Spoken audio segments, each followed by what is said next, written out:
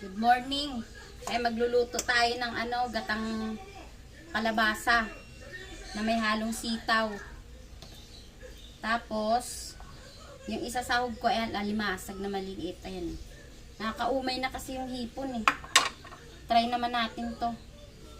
Tapos ito, pritong tilapia, partner ng gatang kalabasa. Start na tayo magluto. Lagyan natin si bawang. Igisa natin si bawang, tapos luya at saka sibuyas. Gatang kalabasa to.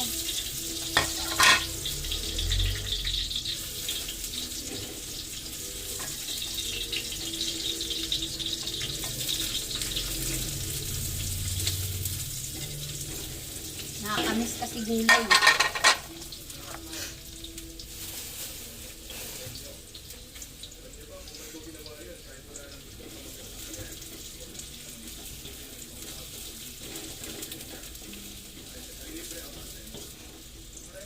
Natin ng konti. Ito, pinakukulo ko rin yung paglulutuan ng tilapia. Kailangan kasi mainit yung mantika. Pag niluto mo yung tilapia, para hindi dumikit yung balat ng tilapia sa kawali.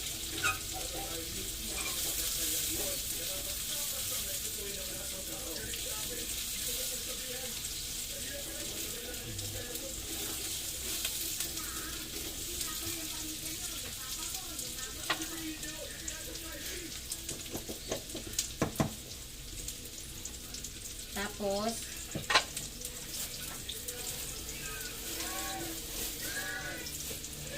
lagay natin yung pangalawang gata. Lagay lang tayo ng konti.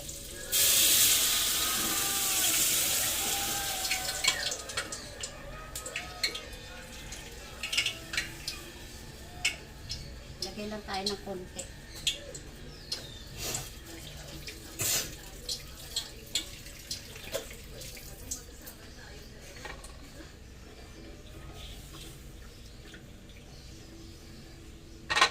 Lagay tayo ng paminta. Ayan, black pepper. Sarap kasi gata, maraming paminta. Ito maangang.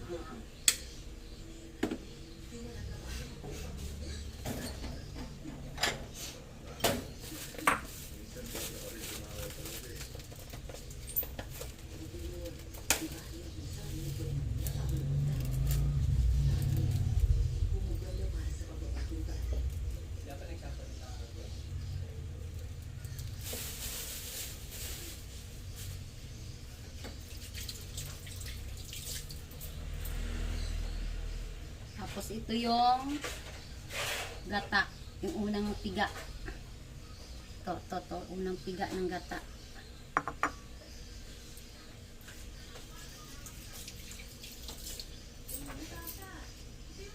Pag pa, bibili nga ako ng ilaw dito na malaki. Pa, liliwanag ako dito.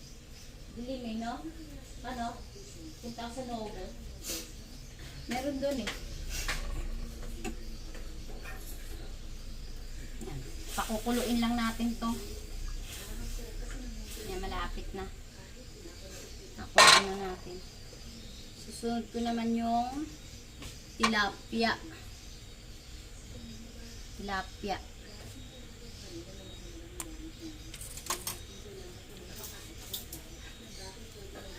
Hindi pa ako nakabili ng aking yung tawag dito?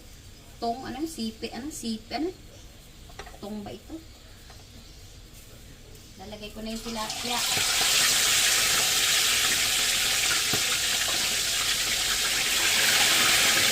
Bilis ng anak kasi yan.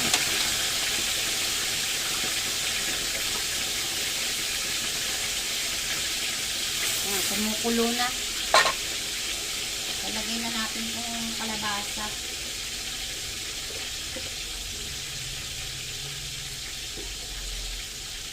Lalagay na natin yung kalabasa at saka sitaw.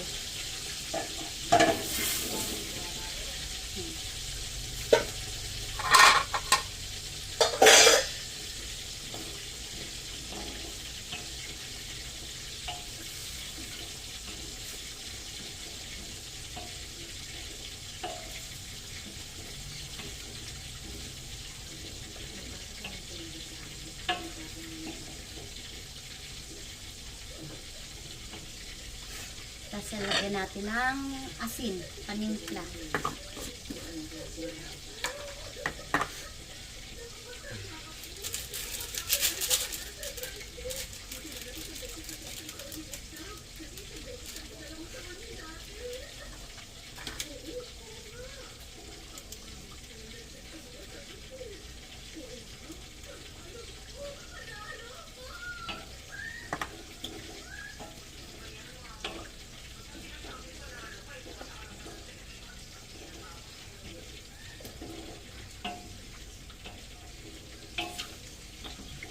Madali lang naman lutuin tong gatang kalabasa.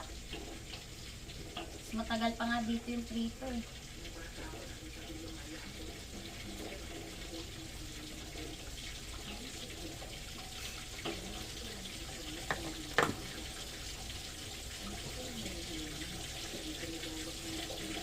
Tapos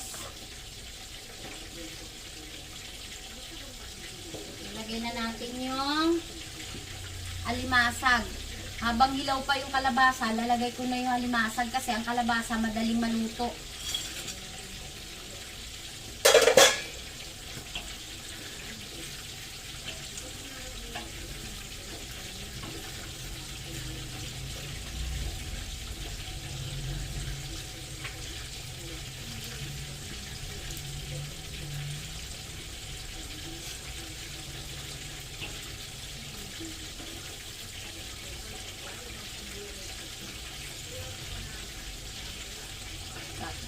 Yung sili pa lang pang sigang, wala ako.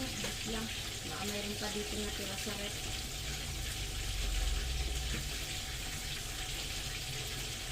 Nalimutan ko.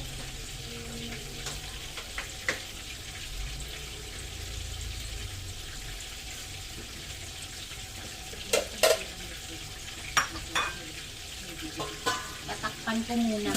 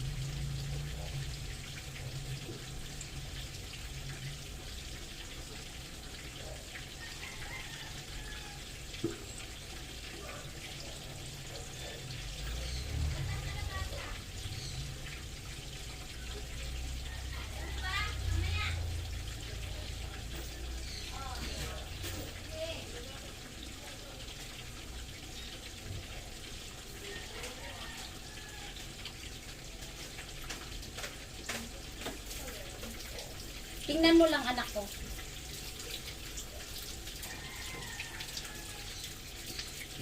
Hi! Eh anak ko nangulit.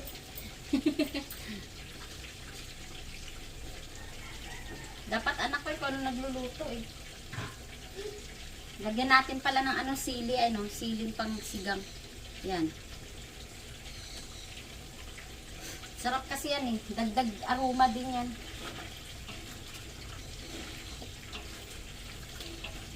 Nag-trip kasi ako sa, ano, alimasag. Ayan, maliliit na alimasag, oh. Kasi ano sa gata. Sarap. Na may time ako magluto-luto kasi ang problema lang kasi talaga yung aking apo-apo. Walang nagbabantay.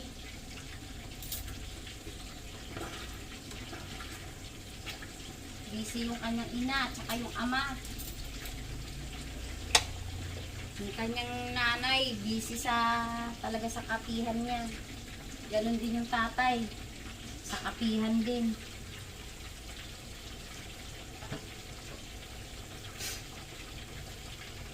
Lalagay ko na ito yung ano, yung unang gata. Ayan, unang gata.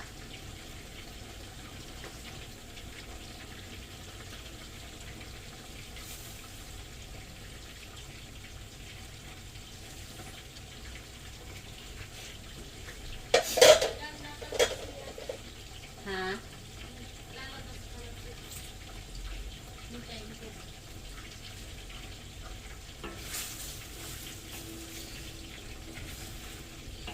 Dapat kanina pa tayo anak, ginigising kita, ang tagal mo kasi.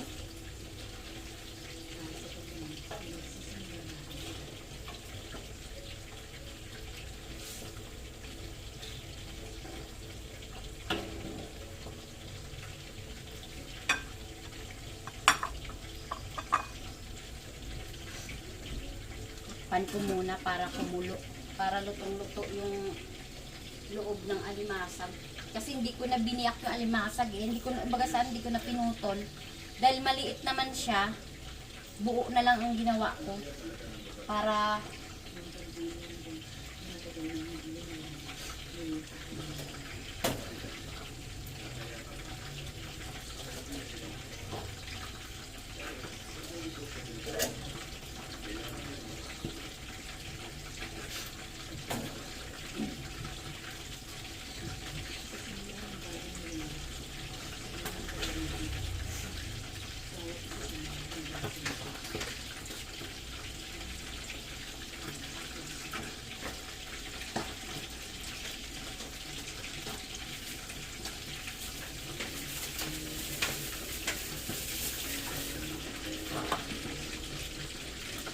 kung mamaya magbabalat pa ako ng manggang hilaw. Ayan. Kasi may bagoong ako na ginagawa ko lang yung bagoong. Sinabi ko na yan sa unang ano kahapon eh, na ginagawa ko lang yung bagoong. Tapos bumili akong manggang hilaw. Yun, sa sausaw namin. Dapat singkamas yung bibilin ko kasi uso ang singkamas ngayon. Ah, nalimutan ko. Dito kasi kami dumaan sa kabila eh. Hindi kami gumawi sa top.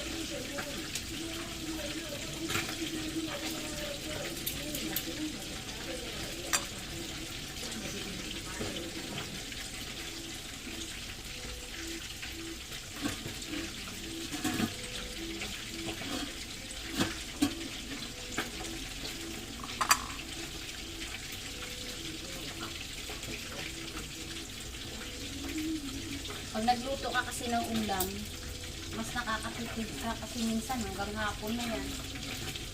Pag bumili ka kasi, yung 200, 300 mo kulang pa.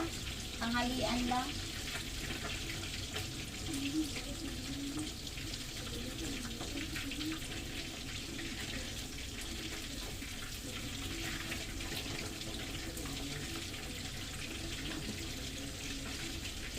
Maganda itong nabili kong tilapia na kasi Batangas to.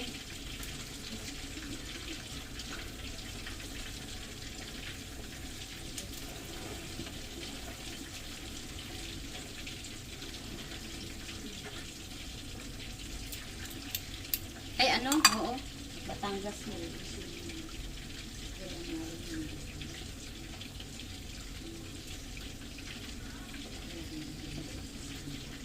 Kulay itim, ayan. Kulay itim yung tilapia na bili ko. May suki kasi talaga ako dun sa palengke. Kahit sa bangus, may suki ako sa bangus, binibili ko dagupan. Galing Pangasinan. Ang Pangasinan kasi, na bangus. Dati di kasi ako nagtitinda ng bangus tsaka tilapia. Nung may pwesto ako sa palengke noon, nung wala pa akong anak. Initinda ko bangus dagupan. Yung galing sa Pangasinan. Pag dagupan kasi, yun, kulay itim siya yung katawan ng bangus. Tapos yung buntot niya, hindi siya pantay. Pero itim din. Tapos yung ulo niya maliit. Nakatawan niya medyo mataba. Yun, ganun yun. Yun ang bangus ng Pangasinan. Masarap yun. Malinamnam.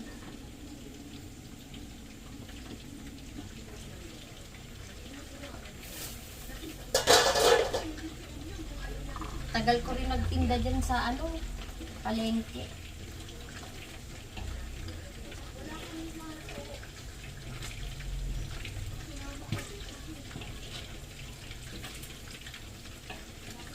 Una-una, namamasukan pa ako sa pagtitinda lang ng isda na yan. Yung una-una kong salta dito sa Maynila. Yung time na pinagpala naman, bumili yung asawa ko ng ano, pwesto. Binili niya yung rides sa palengke. Ngayon, nagtinda ako. Nung nagkaanak naman ako, siyempre wala na mag-asikaso ng anak ko. Nabinenta na ng asawa ko yung pwesto. Dito na lang kami ngayon sa bahay. Dito kami nagtitinda. Kapiyan ng anak ko at saka yung tindang iba-ibang paninda, mga tulad ng mga dilata, yan. Munting sari-sari store.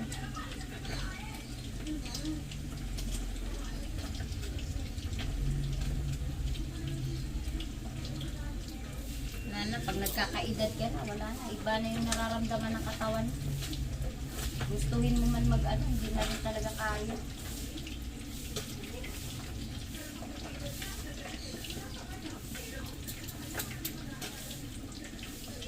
Hindi ko masyadong tinusta yung ano, prito kasi para masarap.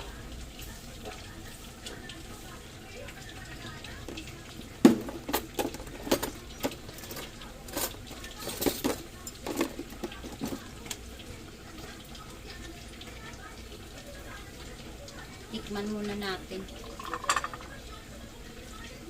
Para magdagdag na lang ako ng ano, kulang pa yung lasa.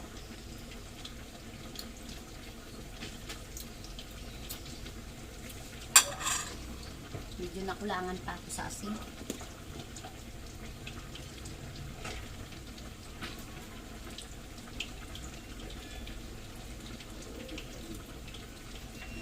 Medyo konti pa, medyo matabang. Paminta. Sarap kasi pag medyo nag-aagaw alak at saka ano.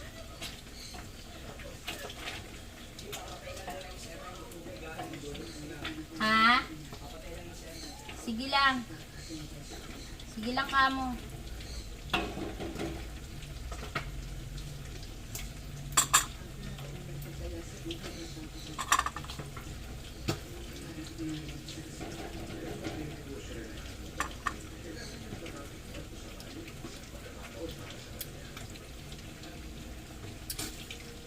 Ayun.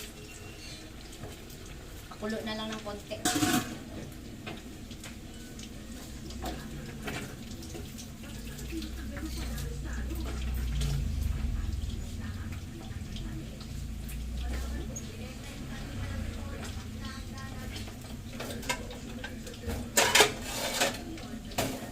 Hanguin na natin yung ano, tilapia.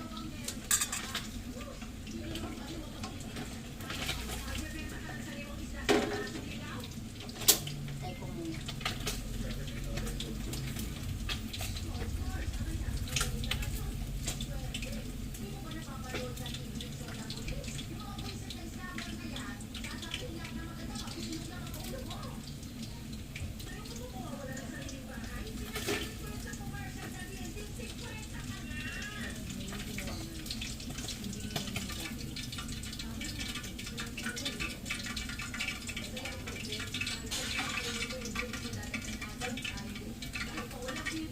Ayan, nagluto na yung tilapia. Prito.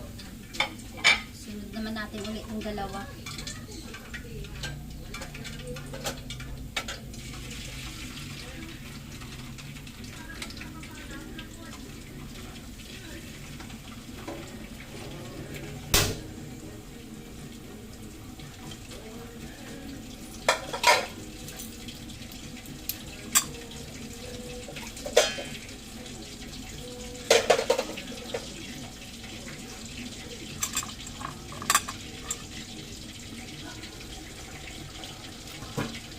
Tulog si Biela, nak.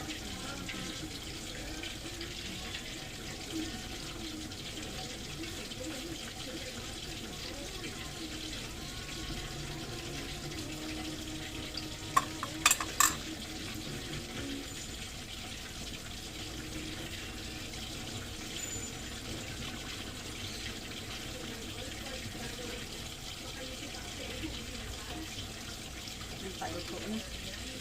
Lapit na. Ang paluto na, sir.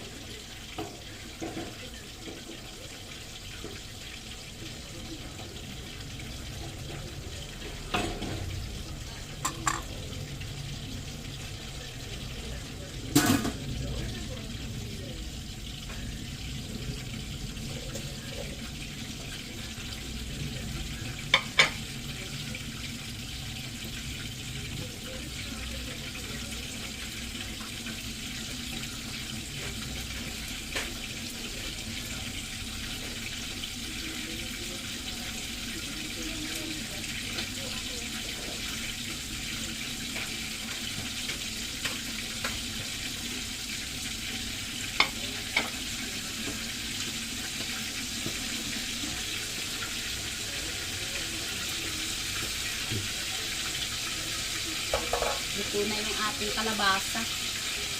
Ano na siya, oh. Ayun, kalabasa na may, limasag. Tapos, ito na yung ating tilapia, oh. Tilapia. Ayun pa yung dalawa. Nasalang ko pa. Okay na ito. Tayo na natin.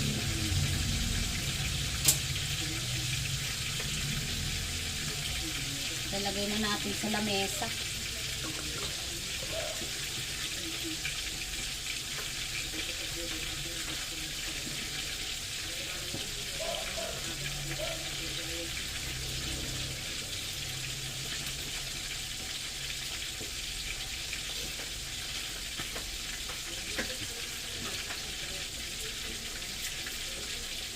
Medyo ano na, basain ko lang to.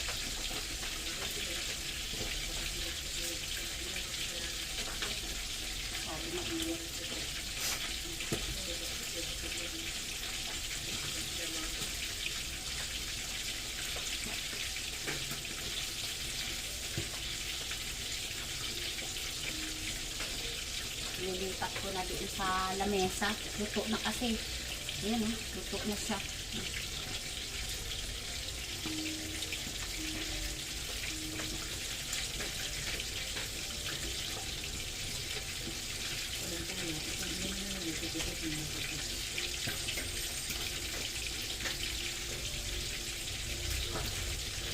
Nagugutom na yung alaga ko. Alauna na kasi. Wawa naman.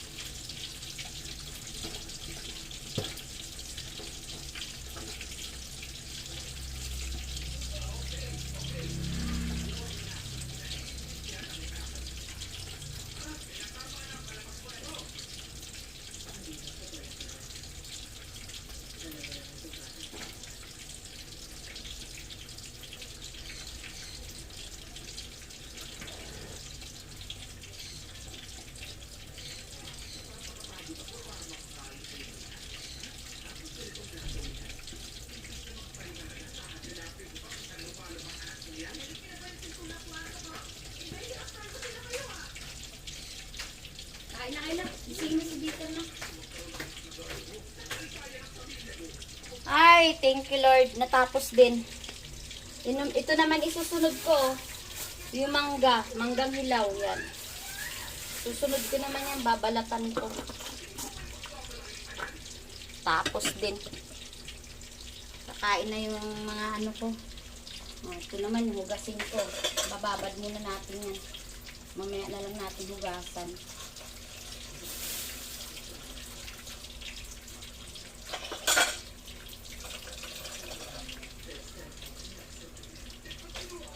Nak!